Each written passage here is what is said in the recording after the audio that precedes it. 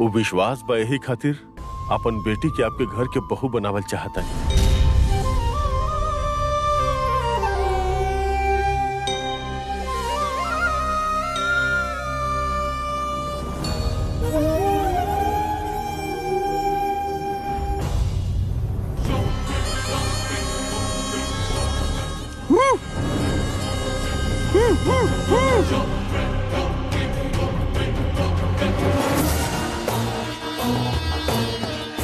हाँ, अच्छा, बहुत अच्छा। उनकर बुलावा और तोहार चुपचाप से चल जाए।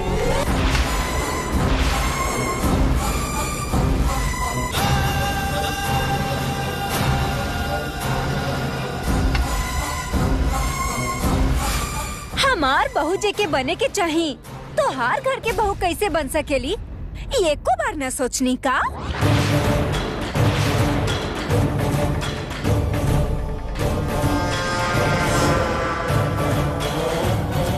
उठा।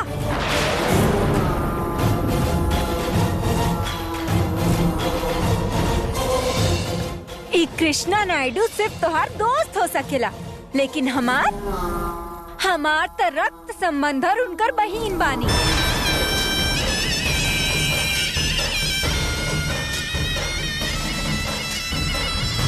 वो हमार बेटा है, हमार भैया के भांजा।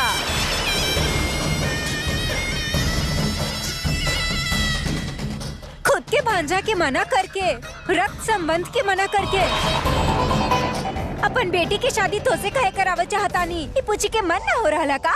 जल जा।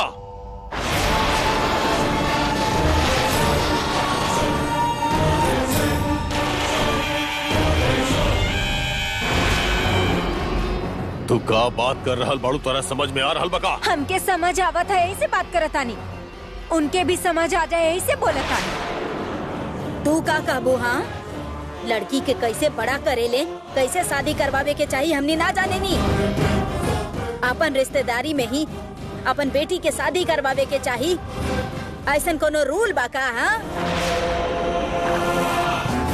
हम रूल के बारे में बात न करता नहीं। दोस्ती पर भरोसा है कहे वाला तो हर बेटा के रक्त संबंध पर भरोसा नहीं खे का?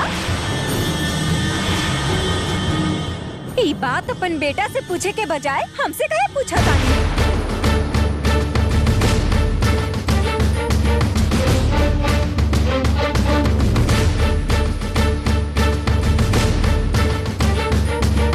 अपन बेटी की शादी तोहर बेटा से नहीं के करवावे के हमरा।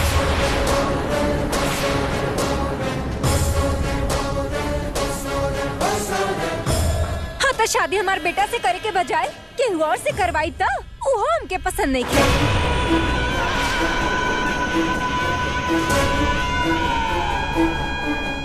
शादी जौन होखेला वो विचार और पसंद के आधार पे होखेला, रिश्तेदारी पे ना। अपन बेटी के शादी केकरा से करवावे के बाद हम जाना है। बेवजह हल्ला मत करा। घर के लोग से ज्यादा तोरे खातिर बाहर के लोग है का?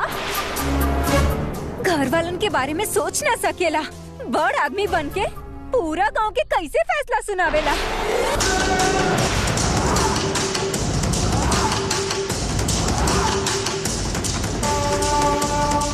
वो लड़का में का है और हमार बेटा में का नहीं खे है? वो लड़का से हमार बेटा कौन चीज में कम है? बोली भैया।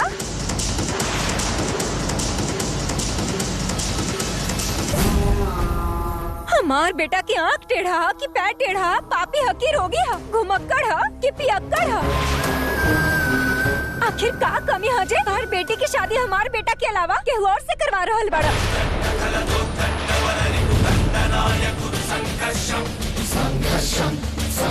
तो हर नजर में दोस्त के बेटा हीरो है और बहन के बेटा विलेन लग रहा था।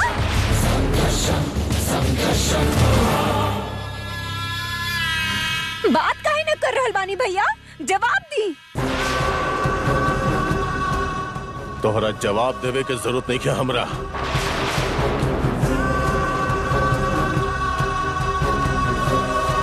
एक पिता के तौर पे अपन बेटी के जिंदगी पे, ओकर भविष्य पे हमार हक बा।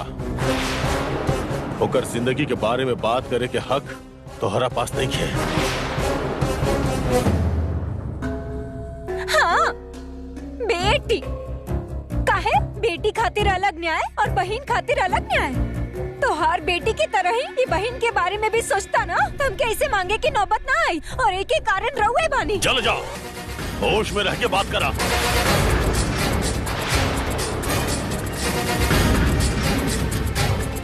हम होश न खोई नहीं भैया, रउआ होश खो के ऐसन भिखारी के अपन दामाद बनावे चाहता नहीं। चल जा।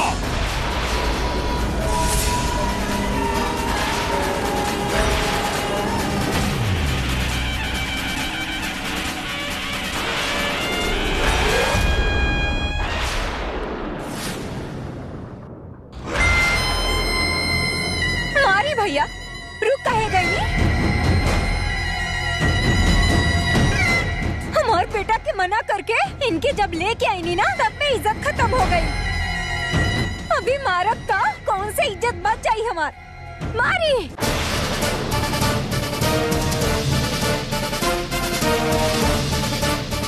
हमार मायके ह, हमार भैया बानी ही से अब तक सह लेनी, तो उन्हीं सब में केहू के भी जरा सा भी हम ही घर के बेटी बानी बात के परवाह नहीं खे।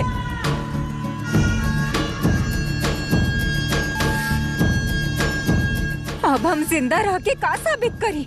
इतना अपमान होके हम काहे खातिर जी? हम क्या मर जाए के चाहिए? हम अभी क्या भी मर जाए, हमार लाश के ऊपर अपन बेटी की शादी करी हो।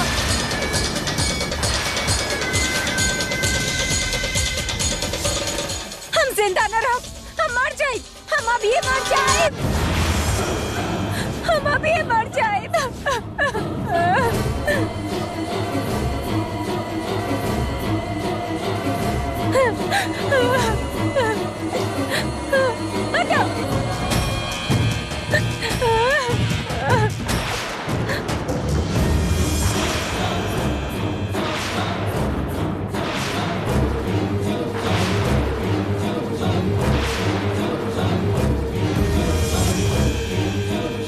माँ ना माँ, हमारी बात सुना माँ।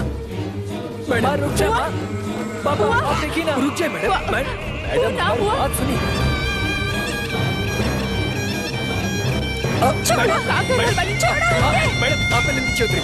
नीचे उतरिए पहले। जा माँ। क्या कर रहे हो?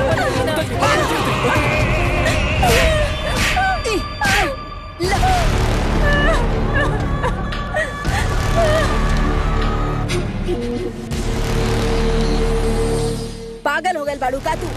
काहे ये सब कर